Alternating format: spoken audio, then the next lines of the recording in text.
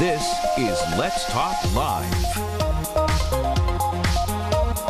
Well, today, friends and family are going to be gathering this Thursday, as we've been talking about, for Thanksgiving. But with many people, when you put that many people at a table together, you're getting all kinds of opinions. It gets a little uncomfortable. What can you talk about? What should you avoid? Temperature goes up, you start to sweat. So how can you handle all these awkward conversations? We've got our honest communications expert, Steve Gaffney, with us today to help sort things out. Happy Thanksgiving holiday to you, Stephen. Happy Thanksgiving to you. So you've never been under this situation, right? Oh, Nobody's never. ever pressed you. Let me give you some immediate advice. Tequila. It'll make every Thanksgiving great. So how do you keep the peace on Thanksgiving? Well, first of all, you have to approach it with a good attitude, right? If you think bad things, then it's likely to happen. Here's an example. If you think, oh, gosh, this is going to be awful.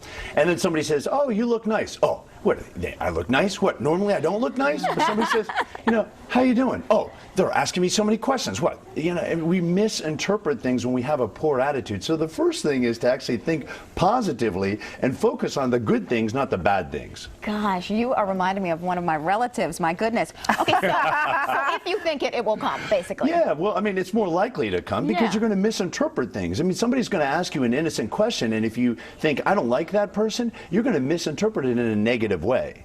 Now, I'm not saying sometimes all the questions are appropriate, because sometimes they're not, but it definitely helps by having a good attitude. And plus, here's the way I think about this. It's kind of a sad note, but a good note. You know, I went through cancer, and I'm a cancer survivor, and what that taught me is life is short. We don't know how many Thanksgivings we have, and we don't know how many Thanksgivings other people have. So we have to come to the perspective of enjoying every event. They're family, they're friends, they are people who really care about us, and approach it that way. Well, that's a good attitude, but clearly there are some topics here that tend to come up and they make us squirm. I mean, relationships, absolutely, money issues, exes, children, you know, those kinds of things. And everybody's dealing with those kinds of things, but then you have that one aunt or inquisitive relative who just knows how to, you know, right? Oh, that's never happened to you, I guess. No, how do you deal with that? What do you do? Well, first of all, whoever asks the questions controls the conversation. So there's a preemptive way of dealing with this, which is you control the conversation by asking questions that you're interested in. The next strategy, though, if somebody asks you that question, is actually remember, to have any argument takes two people. So don't have one.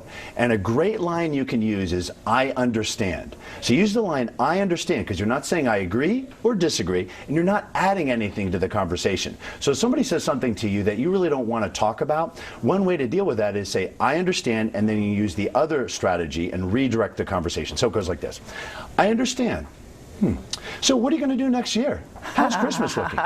You just redirect the conversation. I mean, I'm sure you've interviewed people, politicians, and they've used that line on you, right? They don't want to talk about it. They go, oh, that's a really good point. I think the bigger question we need to answer, and you're like, they didn't answer the question. Right. But sometimes that strategy is appropriate. So whoever asks the questions controls the conversation. So start asking questions that you're interested in, and suddenly you'll say, you know, that Thanksgiving dinner, it was great, because you talked about topics that you were interested in rather than waiting for other people to ask you questions, and then you're not controlling the conversation. All right. So I'm going to be the nosy relative, and you're going to answer. Okay.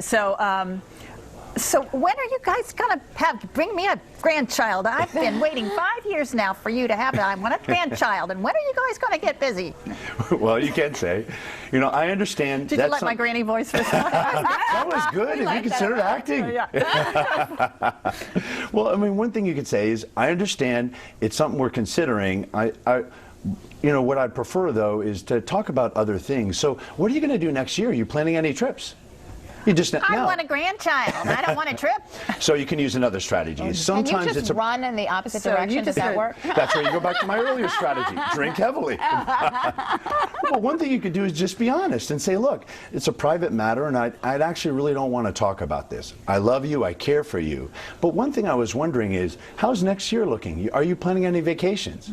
So you kind of honor the question, and you tell the truth. You just don't want to answer it, and then you redirect the question. People will get the point, and sometimes people are really persistent, and that's when you have to use the strategy of just being honest and take your stand. But again, don't give up. Don't say, oh, this is going to be another bad Thanksgiving, because that will perpetuate that situation.